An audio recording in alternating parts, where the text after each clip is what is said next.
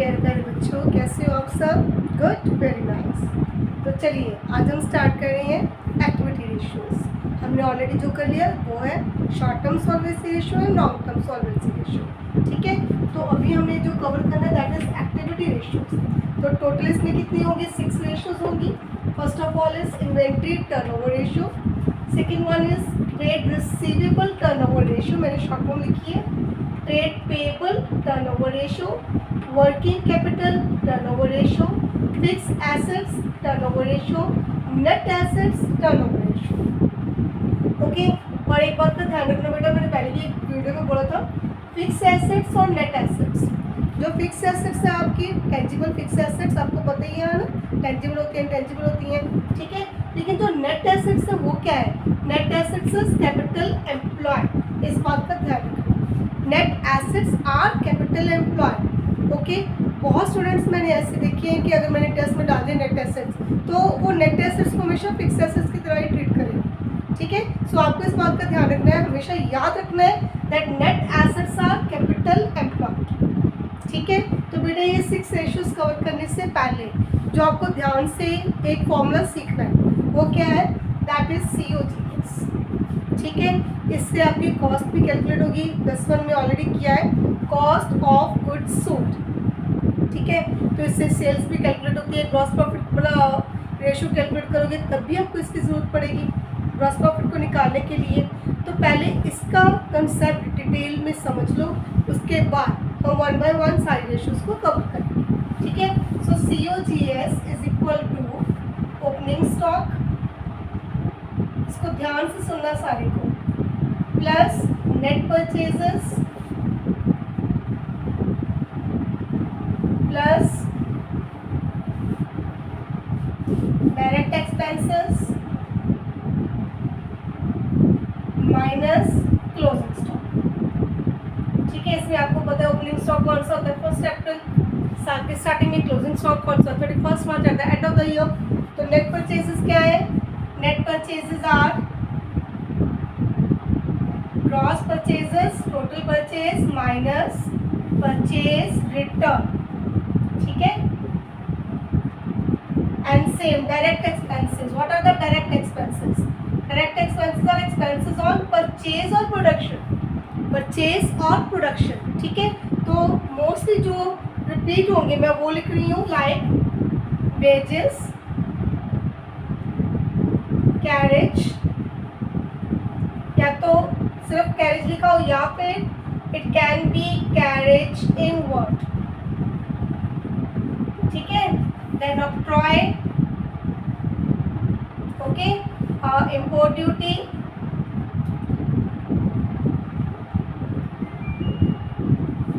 Okay, there is excise duty. Manufacturing word के साथ आगे कोई भी एक्सपेंस आ जाए। ठीक है, फैक्ट्री, क्लियर? तो मोस्टली आपको ये वाली रिपीट होगी। ठीक है, तो +1 में पूरी डिटेल है इसकी कि डायरेक्ट एक्सपेंसेस कौन से होते हैं। तो फिलहाल +2 के लिए इस रेशियो के लिए आपको बता दूं कि जो खर्चे हमारे प्रोडक्शन के साथ रिलेटेड होते हैं, ठीक है, प्रोडक्शन एंड मैन्युफैक्चर के साथ रिलेटेड है, they are called the direct expenses. ठीक है, क्लियर? तो इसका COGS का एक फॉर्मूला तो ये हो गया, स्टार्टिंग में मेरे पास कितना स्टॉक था, कितना और परचेज किया, कितना उस पर खर्चा आ गया, माइनस कितना लास्ट में मेरे पास अभी बचा पड़ा है। और एक फॉर्मूला क्या है इसका? और it is net sales. Net sales को रेवेन्यू फ्रॉम ऑपरेशंस भी बोलेंगे। ठीक है, revenue from operations minus gross profit. ठीक है, net sales again sales minus sales return are net sales, और उसमें से सेल्स में से अपना ग्रॉस प्रॉफिट माइनस कर दो, then again you will get COGS। ठीक है, तो एक तो आपको ये फॉर्मूला अच्छे से रिवाइज करना है, अच्छे से। ठीक है, और जो एक चीज़ आपको तंग करेगी न्यूमेरिकल्स में वो क्या है बेटा? आपको कई बार कॉस्ट चाहिए, सेल्स चाहिए, तो आपको गिवन क्या होगा? मान लो you are given that cost यानी कि same COGS is 20,000, okay, and gross profit is 10% on cost. ठीक है, मान लो आपको सेल्स चाहिए, देखो कितने फॉर्मूलेस में भी नेट सेल्स चाहिए, net sales, net credit sales. ठीक है। तो अगर आपको गिवन है कि कॉस्ट 20 है, प्रॉफिट 10% ऑन कॉस्ट है, मेरे पास कॉस्ट है 20, प्रॉफिट उस पर 10% है, नो इशू, इजीली कैलकुलेट हो जाएगा। ठीक है। सो ग्रॉस प्रॉफिट कितना हो गया 20,000 कॉस्ट, कॉस्ट पर 10%, so is equal to ₹2000। So in this case my sales are equal to revenue from operation cost plus gross profit is equal to 22,000। Easy हो गया। अब नेक्स्ट एक चीज और क्या हो सकती है बेटा जी, आपको सेल्स गिवन हो,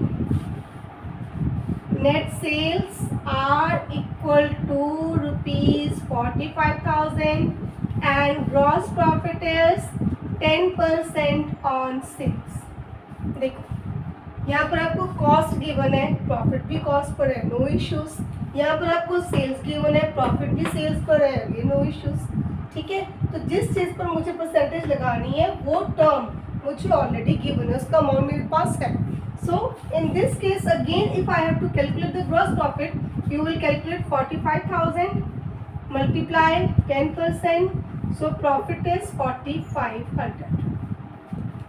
ठीक है, ग्रॉस प्रॉफिट कैलकुलेट हो गया। अब मान लो मुझे COGS चाहिए, तो फॉर्मूला क्या है, sales minus gross profit, net sales minus gross profit. Now I know the amount of both of them, 45,000 minus 4,500 is equal to 40,500. तो ये तो है दोनों इजी कंसेप्ट। ठीक है, कॉस्ट गिवन है, profit on cost, sales given है, profit on sale. Directly मुझे परसेंटेज लगा चाहिए थी, मैंने लगा दी और मेरा ग्रॉस प्रॉफिट कैलकुलेट हो गया। अब प्रॉब्लम कहाँ आएगी, in case you are given the cost and profit is on sale or you are given the sale and profit is on cost, तो ये टर्म और ये टर्म दोनों अलग अलग। ठीक है, क्लियर। चलो मैं अभी अमाउंट चेंज कर रही हूँ, ये आपका आ गया 10% ऑन सेल्स। ठीक है, और आपको जो बेटा जी प्रॉफिट गिवन है, वेट, इसके भी आगे मैं आपको दो फॉर्मूले करवाऊंगी। ठीक है, तो उसके अकॉर्डिंग आप जो इजी लगेगा आप उसको कर लोगे। ठीक है, दो वीडियो में सवाल मत होना, क्लियर, जो इजी लगेगा आप वही करोगे। चलो देखो, now cost is 20,000 but profit is on sale, तो मुझे तो सेल का अमाउंट ही नहीं पता। अब मुझे सेल का अमाउंट ही नहीं पता तो मैं 10% लगाऊंगी इस पर। ठीक है, इन this case your formula is cost into rate over 100 minus rate, cost multiply rate over 100 minus rate. अगर प्रॉफिट ऑन सेल है तो आप माइनस का फॉर्मूला लगाओगे, अगर प्रॉफिट ऑन कॉस्ट है तो आप लगाओगे sales multiply rate over 100 plus rate. ठीक है, याद रखने के लिए क्या करोगे, S for sales S for subtraction, अगर प्रॉफिट ऑन सेल हो तो हम सब्ट्रैक्शन का फॉर्मूला लगाएंगे। पर ये बात ध्यान रखना कि रेट का फॉर्मूला लगाओगे सिर्फ तब इन केस आपको इधर कॉस्ट गिवन है, प्रॉफिट ऑन सेल है, इधर सेल है, प्रॉफिट ऑन कॉस्ट है, तो आपका रेट का फॉर्मूला लगेगा, दोनों टर्म्स अलग अलग होगी। ठीक है, क्लियर। तो सेल्स पर हो तो माइनस का फॉर्मूला, कॉस्ट पर हो तो प्लस का फॉर्मूला। अब इस केस में अब मुझे कैलकुलेशन करनी है, चलो इसको 90,000 कर रहे हैं इजी कैलकुलेशन के लिए। 90,000 into rate 100 minus rate, so 90,000 multiply 10 upon 90 is equal to 10,000 is my gross profit. ठीक है, so cost plus gross profit is equal to sales. So now the net sales are cost plus profit, 90 plus 10 is equal to 1 lakh. Done. ठीक है, अब उसके इसको solve करें 100 plus के according. ठीक, तो मान लो अभी मेरा सेल्स का अमाउंट है 1,10,000, सो 1,10,000 into rate over 100 plus rate, 1,10,000 into 10 upon 110, gain the profit is 10,000। ठीक है, तो मेरे पास सेल्स है, मेरे पास ग्रॉस प्रॉफिट है, दोनों को माइनस करके मेरे पास क्या हो जाएगा, COGS। So COGS is equal to sales minus gross profit is equal to 1 lakh. ठीक है, अगर आपको लगता है कि मुझे तो लास्ट मोमेंट पे याद ही नहीं रहेगा कि माइनस का फॉर्मूला लगाऊंगी और प्लस का, ठीक है, इन दैट केस आपके लिए एक फॉर्मूला है जो आपका सब पे आप अप्लाई कर सकते हो, ठीक है, लेकिन उसके लिए एक कंडीशन ज़रूरी है कि उस इंसान का एक्स का जो कैलकुलेशन है वो बहुत अच्छे से होना चाहिए। ठीक है, चलो देखिए, अगर ज़रूरत पड़ी साथ साथ नोटबुक में लिखते चलो, बेटर है लिख लो, क्योंकि ये चीज़ बहुत इंपॉर्टेंट है। आगे आपकी gross profit ratio, net profit ratio, operating profit ratio, सभी मतलब ये काफ़ी हद तक ये सब कुछ इसी के साथ रिलेटेड है, तो आपको मुश्किल नहीं आएगी। ठीक है, चलिए अभी मैं अमाउंट लेके चल रही हूँ सेम आपके। Now the cost is given to you is equal to 90,000 and the gross profit is 10% on sales. अभी आप क्या करोगे, जो चीज़ मेरे को नहीं गिवन, मेरे को सेल्स नहीं गिवन है, तो मैं क्या कर रही हूँ, let sales is equal to x. ठीक है, अब एक फॉर्मूला आप स्टार्टिंग से करते आ रहे हो अप्रॉक्स 7th-8th क्लास से, that is cost plus profit is equal to sale. ठीक है, प्रैक्टिकल चीज़ें सभी को पता है कि कितना मेरा खर्चा, कितना मेरी कमाई है इज इक्वल टू मेरी सेल्स। प्रैक्टिकली भी आपको पता ही है इस चीज़ के बारे में। ठीक है, अब मेरे पास कॉस्ट का अमाउंट है 90, दीजिए 90। ठीक है, प्रॉफिट कितना है, सेल्स का 10%, सेल्स कितनी है एक्स, एक्स का 10%, सेल्स इक्वल टू एक्स। ठीक है, ये चीज़ आपकी 4 चीज़ें करवाई हैं मैंने, कॉस्ट गिवन है, प्रॉफिट भी कॉस्ट पर, सेल्स गिवन है, प्रॉफिट भी सेल्स पर है। ठीक है, या फिर ये चीज़ की कॉस्ट गिवन है, प्रॉफिट और सेल। अब कोई भी चीज़ ले लो, ये फॉर्मूला आपका सब पर अप्लाई हो जाएगा। ठीक है, एक चीज़ मेरे पास गिवन थी मैंने लिखी, सेकंड मेरे पास नहीं गिवन, मैंने उसको एक्स सेलेक्ट कर लिया, प्रॉफिट एक्स, सेल्स का 10% है, सो एक्स का 10%, अब इसको सॉल्व कर लो। ठीक है, मैंने पहले ही बोला कि एक्स की कैलकुलेशन स्ट्रांग होनी चाहिए, क्योंकि मैंने बहुत से स्टूडेंट ऐसे देखे हैं जो इसमें उनको बहुत कन्फ्यूज़न होती है। ठीक है, कईयों को तो इवन के बुरा मत मानना, आपको नहीं बोल रही हूँ, पर बहुत से स्टूडेंट्स ऐसे होते हैं जिनको एलसीएम तक लेना नहीं आता। ठीक है, तो इस मतलब उनके लिए ये कैलकुलेशन मुश्किल है। लीजिए, मैंने आपसे बातें करते करते करते करते आपका न्यूमेरिकल सॉल्व कर दिया। अब इसमें जो हमने पहले किया उसमें ग्रॉस प्रॉफिट कैलकुलेट होता था, अब इस कैलकुलेशन में देखो x अपॉन 10 उधर जाके माइनस का हो गया, एलसीएम लिया 10x minus x, 9x upon 10, 9 upon 10 इधर आके 10 अपॉन 9, काट काट के आपका 1 लाख आ गया। तो x की वैल्यू 1 लाख, x क्या है, x सेल्स है, तो मेरे पास सेल्स कैलकुलेट होगी 1 लाख की। अगर आपको ग्रॉस प्रॉफिट चाहिए तो आप सेल्स में से अपनी कॉस्ट माइनस कर लो, you will get the amount of gross profit. ठीक है, ओके हो गया। सेम अगर मान लो इधर आपको सेल्स गिवन हो, प्रॉफिट और कॉस्ट हो, ठीक है, तो आप कॉस्ट को सेलेक्ट कर लोगे, उसको सेलेक्ट करके बाकी सब कुछ सेम चलेगा आपका। क्लियर? तो एक चीज़ तो ये आपको ध्यान रखनी है, COGS। ठीक है, इसके ये दोनों फॉर्मूले हो गए, बाकी ये ठीक है आपको बता दिए, कॉस्ट और सेल्स अलग अलग गिवन हो, अलग अलग हो, एक चीज़ गिवन है सेकंड में प्रॉफिट, तो आप आर का फॉर्मूला या ये वाला फॉर्मूला अप्लाई करोगे, जो भी आपको इजी लगे आप उसी को यूज़ करो, बस उस पर आपकी पकड़ बहुत अच्छे से होनी चाहिए। ठीक है, अच्छा उसके बाद ये सभी चीज़ें हैं, एक बार फॉर्मूला दे लो, उसके बाद हम अपने न्यूमेरिकल स्टार्ट करेंगे। Trade receivable turnover ratio, trade receivable क्या होता है बेटा, ट्रेड रिसीवेबल जिनको मैंने क्रेडिट सेल्स की है उनसे मुझे पैसा लेना है। Debtors and bill receivable are trade receivable, तो इसका सीधा सा कनेक्शन किसके साथ है, नेट क्रेडिट सेल्स के साथ, क्योंकि जो बंदा मेरे को कैश दे गया तो वो तो ट्रेड रिसीवेबल में काउंट ही नहीं होगा, तो मुझे सिर्फ और सिर्फ मेरी क्रेडिट सेल्स चाहिए। ठीक है, so credit sales upon average trade receivable, average तो निकालने देखो कोई मुश्किल काम ही नहीं है, opening plus closing divided by 2। ठीक है, यहाँ पर इन्वेंट्री की बात करें तो opening inventory plus closing inventory divide by 2, opening trade receivable plus closing trade receivable divided by 2। ठीक है, चलो अब trade payable turnover ratio, trade payable मुझे पैसा देना है, क्यों देना है, क्योंकि मैंने उधार सामान परचेज किया, so net credit purchases divided by average trade payable. ठीक है, तो अभी आ जाओ working capital turnover ratio, working capital formula आपको याद होगा, याद है वर्किंग कैपिटल का, चलो वेरी गुड। तो net sales upon working capital, in case आपके पास नेट सेल्स नहीं गिवन, और आप कैलकुलेट भी नहीं कर सकते किसी भी तरीके से, in that case you will use COGS। पर इस बात का ध्यान रखना कि पहले आप सेल्स को अप्लाई करोगे, अगर नहीं है तो आप COGS को यूज करोगे। ठीक है, ये भी हो गया net sales upon working capital और COGS upon working capital. Fix assets turnover ratio, net sales upon fix assets, net मतलब डेप्रिसिएशन माइनस करके, net assets turnover ratio, net sales upon capital employed because net assets are capital employed. तो ये तीनों फॉर्मूले, तीन ये वाले देखो, इनको याद रखना कितना इजी है। ठीक है, तीनों में net sales net sales net sales divided by working capital divided by fix assets divided by capital employed. ठीक है, और जो ये 1 2 3 ये वाले किए हैं, इनमें average inventory, average trade receivable, average trade payable, इसका कनेक्शन क्रेडिट सेल्स के साथ, इसका कनेक्शन क्रेडिट परचेज के साथ। ठीक है, और ये रह गया एक COGS इन्वेंट्री।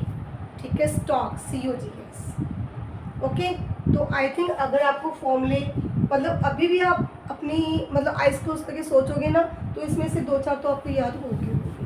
तो मैंने पहले दिन जब फर्स्ट स्टार्ट किया था ये चैप्टर, उसी दिन बोला था कि फॉर्मूले देख के या इनकी न्यूमेरिकल्स को देख के कि इतने सारे न्यूमेरिकल्स हैं तो इनको देख के मत डरना। ठीक है, डराता है ये चैप्टर बट इजी है, हो जाएगा, बहुत इजी है। ठीक है, तो चलिए अभी प्रैक्टिस स्टार्ट करते हैं।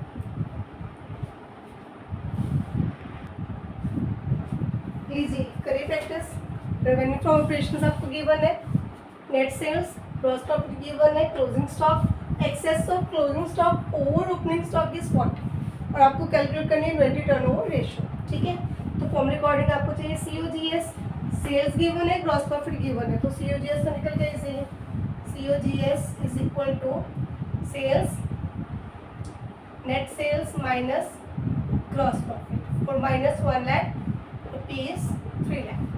अब ये देखना ध्यान से, क्लोजिंग स्टॉक गिवन है, excess of closing over opening is 4। तो बेटा जो चीज़ गिवन हो कि क्लोजिंग ज़्यादा है किससे, ओपनिंग से, जिससे ज़्यादा हो उसको लेट करो। लेट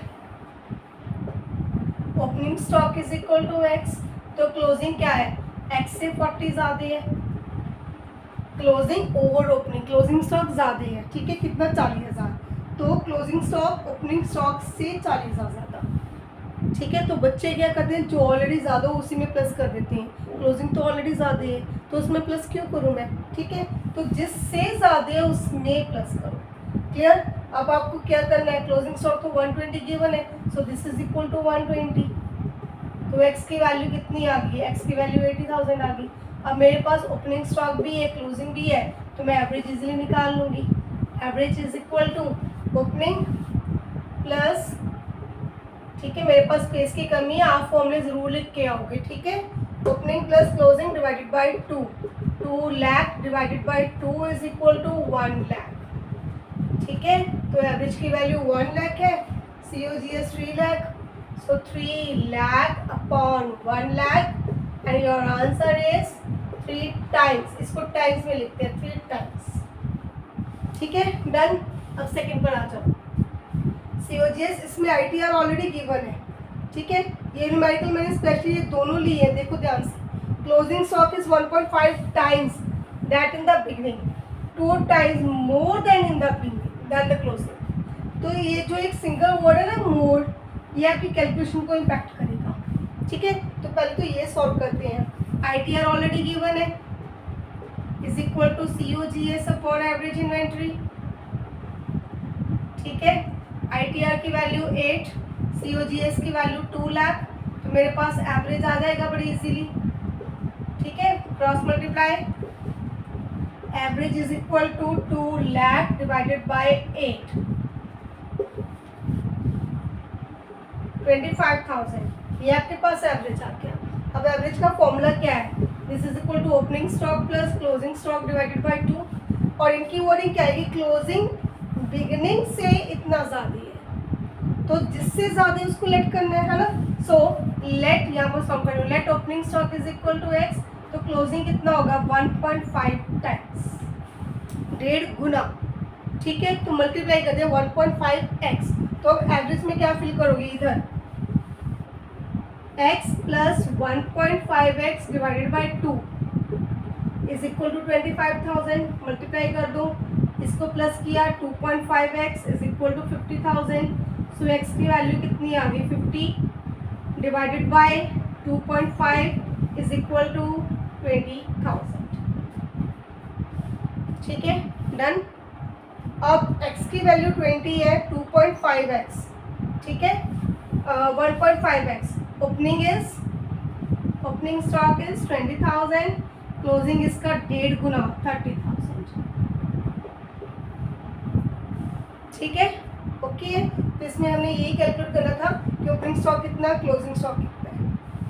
ठीक है, अब इसका इम्पैक्ट क्या पड़ेगा बेटा, 2 टाइम्स मोर, तो 2 गुना ज़्यादा. अगर मैं बोलूँ कि आपके पास 10,000 है, मेरे पास आपसे 2 गुना ज़्यादा है, तो 2 गुना कितना होगा 20, उतना ज़्यादा ही है, तो मेरे पास टोटल कितना होगा 30.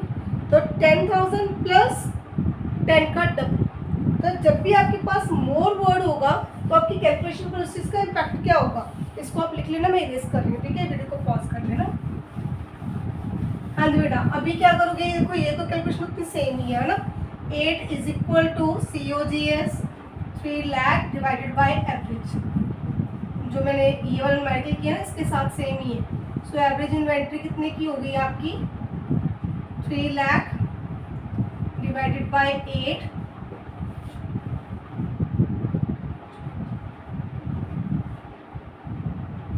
ठीक है, 37,500 आपकी एवरेज आ गई. अब opening stock is 2 times more than the closing. Closing से 2 गुना ज्यादा. So let closing stock is equal to x. So opening कितना हो गया 2x, 2 times more plus x is equal to 3x. तो जब भी आपके पास मोर वर्ड होगा आप ये स्टेप करोगे. मोर वर्ड नहीं है तो 2x, मोर वर्ड है तो 2x प्लस x मतलब 3x, 3 गुना हो गया वो. ठीक है, तो एवरेज हमने निकाल ली है. 37,500 is equal to opening stock plus closing stock divided by 2. ठीक है, 75,000 is equal to 4x. 75,000 divided by 4 is equal to x. कितना आ जाएगा ये 18,750 is the value of x, यानी कि क्लोजिंग स्टॉक. और ओपनिंग क्या है, उससे 3 गुना है, तो 18,750 मल्टीप्लाई बाय 3